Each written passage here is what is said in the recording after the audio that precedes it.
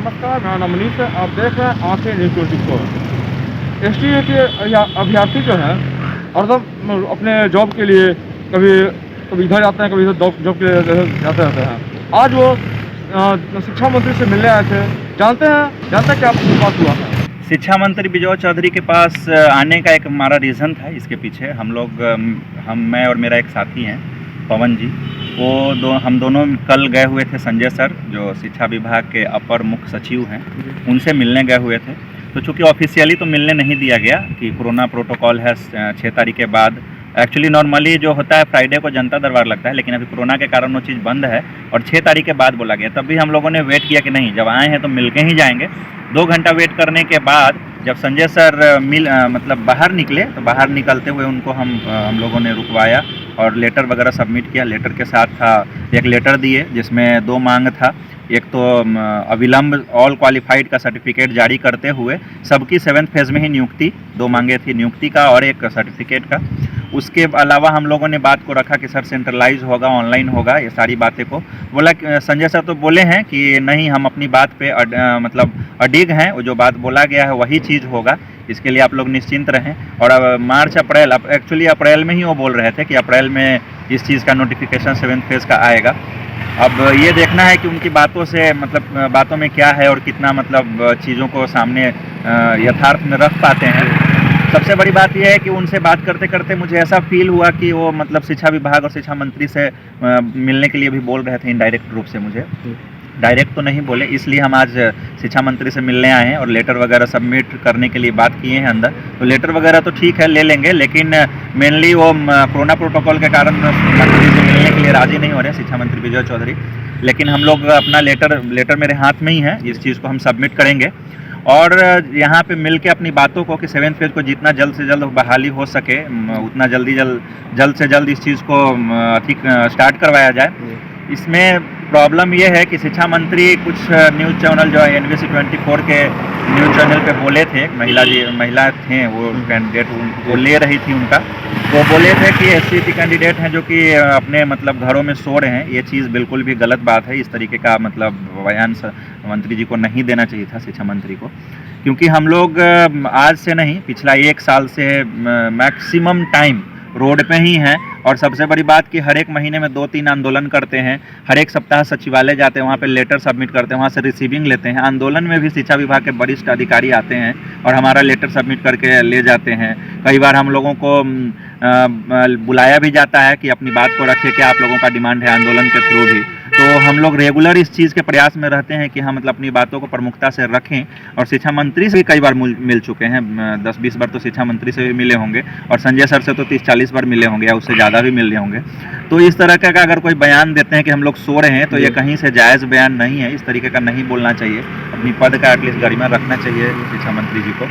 बाकी हम 25 तारीख को संदीप सौरभ सर के पास भी गए थे मिलने, उनसे भी वहाँ पे बहुत अच्छा रिस्पांस मिला और अगले सत्र में बात उठाने का भी बात की गई और हम लोगों ने वहाँ पे लेटर सबमिट किया। उसके बाद बिहार गजट को भी, ताकि कुछ सब्जेक्ट में प्रॉब्लम है, एक्चुअली 2 सब्जेक्ट में CS कंप्यूटर साइंस और सोशल साइंस में प्रॉब्लम है। इसके लिए NCT का 30:1 का रेशियो का भी बात किया और उसके बाद जो बिहार गजट है उसमें जो टीचर का जो रेशियो होना चाहिए, जो संख्या होना चाहिए, उसकी भी बात की। तो वहाँ पे अगर उस चीज़ को अच्छे से फॉलो कर लिया जाता है तो सारा का सारा प्रॉब्लम एक झटके में और एक साथ 80,402 कुछ संख्या नहीं है हमारे टीचर के लिए। बिहार में जो शिक्षा है और शिक्षक का संख्या इतना कम है कि आराम से उस चीज़ को समाहित किया जा सकता है। एक ही फेज़ में 7th फेज़ में ही सबको ज्वाइनिंग दी जा सकती है।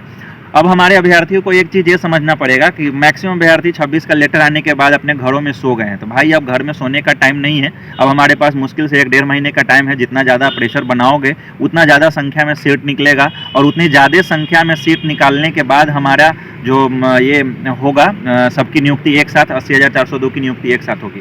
26 का लेटर अगर बोला जाए तो एक तरह से लॉलीपॉप है जो एलिजिबिलिटी को सिर्फ देता है कि आप मेरिट नॉन मेरिट जो भी हैं ऑल क्वालिफाइड को नियोजन इकाई में एलिजिबल कर दिया जाता है। लेकिन शिक्षा मंत्री का ये बयान था कि एलिजिबिलिटी का ये मतलब नहीं होता है कि आप शिक्षक बन गए। तो इन चीज़ों को आपको समझना होगा और समझते हुए 26 का लेटर ठीक है, आपको एलिजिबिलिटी तो देता है, लेकिन आपको प्रेशर मेंटेन करना होगा। तो 3 लाख प्लस शिक्षकों की वैकेंसी है, खाली पड़ी हुई है। तो और 3 लाख प्लस वो वैकेंसी हो गया। 2-2.5 साल से अभी वैकेंसी नहीं हुआ है। 6 पेज की जो वैकेंसी है वो हो गया।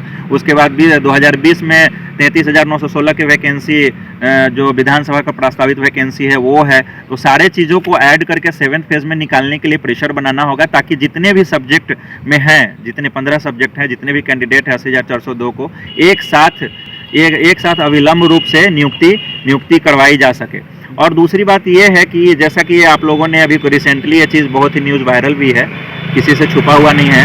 एनटीपीसी के कैंडिडेट अपने आवाज़ को इतनी प्रखरता से और इतने बुलंदी से रखे हैं कि 2 से 3 दिनों में गवर्नमेंट नील डाउन हो गई और उनके सारे डिमांड को मांगा जा रहा है। तो कहीं ना कहीं हमारे आंदोलन में भी अगर इस तरह का संख्या 10-20 हज़ार का जो संख्या है, प्रस्तावित जो आंदोलन है 7 फरवरी को, और 10-20 हज़ार की संख्या जो एनटीपीसी के जैसा भी अगर हम दिखा पाते हैं, तो जितने भी कैंडिडेट हैं, चाहे वो 80,402 है या जितने भी कैंडिडेट हैं ऑल क्वालिफाइड, सबकी एक ही साथ एक फेज में नियुक्ति की जा सकती है। इसके लिए कहीं से कोई किंतु परंतु वाली बात नहीं है, लेकिन हम लोगों को गवर्नमेंट पे प्रेशर बनाना होगा। अगर ये प्रेशर आप मेंटेन नहीं करते हैं तो गवर्नमेंट अपने तरीके से, मनमानी तरीके से नोटिफिकेशन जो मार्च अप्रैल में निकलने वाली वो निकाल देगी और उसके बाद फिर हम लोग कुछ कर नहीं पाएंगे। तो मुझे जितने भी भाई सुन रहे हैं जो 38 जिला के बिहार के स्टेट अभ्यर्थी हैं, उनसे यही नम्र निवेदन है कि जो भी आंदोलन प्रस्तावित होता है, चाहे वो 7 का हो या फिर कभी भी हो, जब वो डेट सुनिश्चित होगा तो आप लोग को इन्फॉर्म किया जाएगा।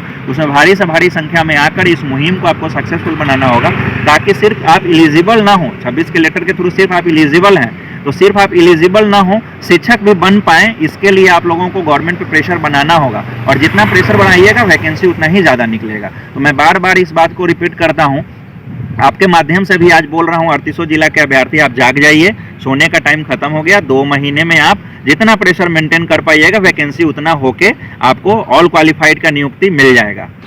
आपने देखा सुशील क्या कुछ बोले हैं, कब इन लोगों को रोजगार मिलेगा, कब सरकारी लोगों को रोजगार देगी। इसी तरह तमाम खबर के देखने के लिए हमारे चैनल को सब्सक्राइब करें, लाइक और कमेंट करें। धन्यवाद। अगर आपने अभी तक हमारे चैनल को सब्सक्राइब नहीं किया है तो तमाम और बड़ी खबरों के लिए हमारे चैनल को सब्सक्राइब करें और देखते रहें आंखें न्यूज़ 24, नजर हर खबर पर। क्या आप पत्रकारिता के क्षेत्र में अपना कैरियर बनाना चाहते हैं? तो आज ही Royal Ashoka Institute of Mass Communication and Journalism में अपनी जगह सुनिश्चित करें।